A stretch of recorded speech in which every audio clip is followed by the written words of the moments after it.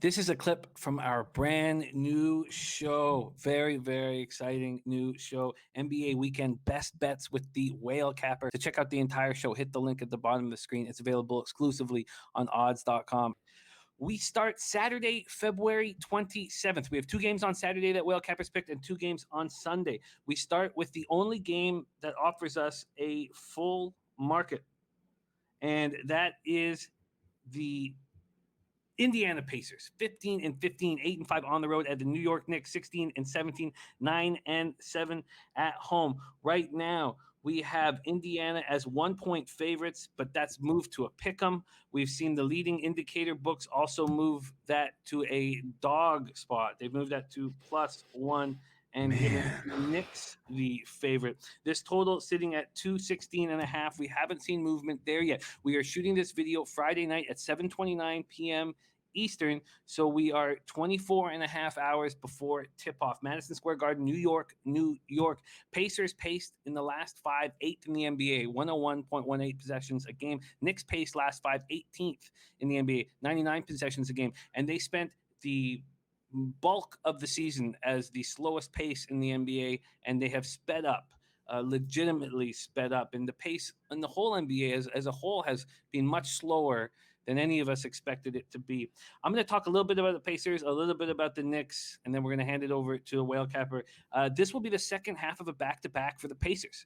They play tonight at Boston, and Whale and I were talking about this game before we pressed record. I have invested heavier than I would like to on the Celtics tonight, and I am very nervous. I've also got player props on Tatum and Brown, and not only do I have their points over, but I have their threes over, each at 2.5. Tatum at -115, Jaylen Brown at +145. So those of you watching this video throughout the weekend will know whether I'm having a great weekend or it started very poorly. And I've got a 2-week-old baby and a 3-year-old over there that need me to win. Okay. These Pacers have lost 2 of 3. They're playing underwhelming basketball. They're coming off a 111-107 loss at home to the Warriors on Wednesday night. When the Warriors shoot 5 of 26 from 3 and Steph Curry goes 1 of 11 from 3, you should beat them. And the fact that they were unable to do that made me think that I've got to take advantage of the Celtics at this market price, even if things are going poorly, and there's all this talk about Brad Stevens not motivating them and things of that nature. DeMontis Sabonis, Malcolm Brogdon are doing all that they can, but it's not enough. Justin Holiday and Doug McDermott should not be relied upon as much as they are. The Knicks have won 2 of 3 and 5 of 7. They're coming off putting up 140 points. So different from what we saw from them earlier in the year. 140-121 home win over the Kings on Thursday night. 6 players scoring double figures. Emmanuel Quickley with 25. Randall with 21 and 14. Alec Burks, 24 off the bench. Derrick Rose, 18. RJ Barrett, 12. Reggie Bullock, 10. 77 first half points. 65.9% from the field. 52.9% from 3. 10 of 10 from the free throw line. What? Thibodeau has done a hell of a job.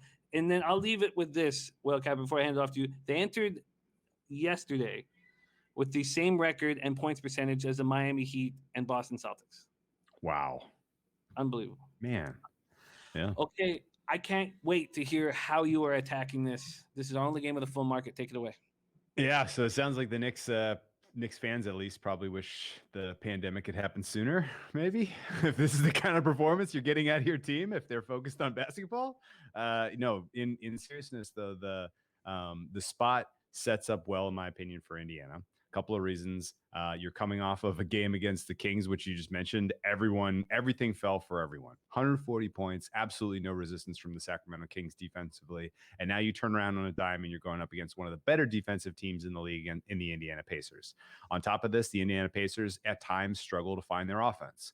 But the Knicks are a good matchup for them in terms of what they want to try to do. And in fact, the Pacers tend to perform better offensively when they go up against teams that give them open three-point opportunities. Knicks number 3 in the league in terms of allowing opponents to have wide open three-point opportunities. That's exactly what the Pacers need to snap out of their funk offensively, in my opinion. So the fact that the market is moving already in favor of the Knicks, and I'm going to get an even better price on the Pacers, is exciting to me. I make fair price here, Pacers by 3. So I'm more than happy to take them plus money on the money line.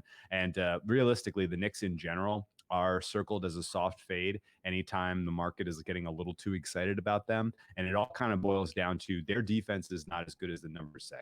I already mentioned they're giving up a pretty ridiculous amount of wide open 3-pointers. And for whatever reason, opponents just have been unlucky in converting those opportunities so far this season. That will regress at some point. I saw it against the Magic not too long ago. People were expecting the Magic were going to struggle in that game. They can't score well. Well, every shot fell. And I would expect a similar outcome here for the Pacers, as their offense will look a lot better than it really is, given the opportunities to shoot wide open threes. Let me ask you this here. First off, what's your comfort level backing a team on the second half of a back-to-back? Not great, although I know I'm going to get a little bit of free money because the market has been overreacting to rest so far this season. We've seen a lot of steam in favor of the rested team in a lot of these spots, and it's moved more than I think it is worthwhile at this point. And because the road environment hasn't been as hostile, you haven't seen the impacts of back-to-back as significant, in my opinion, as it has been in years past. And actually, travel in general might be a little easier for these guys. Airports aren't as crowded. The roads aren't as crowded. They're not sitting in buses in traffic on the way from LAX to the Staples Center or whatever. So it is possible that the back-to-back impact is alleviated a bit this year compared to years past. And what is your expectation of the Pacers game tonight? And I mean by that, are you going to bet before this game goes off, or do you want to see what happens tonight? And I imagine you're hoping the Celtics win to give yourself an even better number. We're going to get to a pick I have later which it actually would be advantageous for me if the Pacers win.